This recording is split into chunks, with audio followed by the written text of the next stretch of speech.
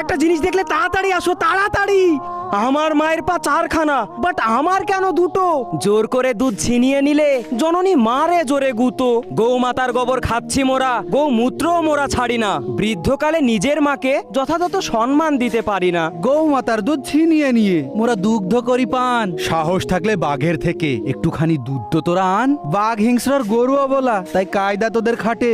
অন্ধভক্তের কমতি নেই কো রাজনীতির এই মাঠে। গোমূত্র পারলে খেতে, মোরা কি মায়ের মূত্র খাই? গোমাতার গোবর খেলে পরে নিজ গর্ভধারিণীর মলও খাওয়া যায়। শোন ফিরোজ, গোমাতার নামে বললে কথা তোকে পুলিশ মামা ধরবে, জেলখানায় পুরে ওরে বাবা তোকে ভীষণ দাদা মারবে। না বাপ্পা, গৌপালকরা কান্না করে গরু বিক্রি না হবার জন্য।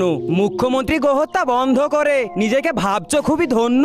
গৌপালকদের চোখের জলে তোমার লাগবে দাদা হাই। গৌশালায় যত গরু আছে ওদের যথাযথ ব্যবস্থা হওয়া চাই। শোন, তোদের একটা কথাই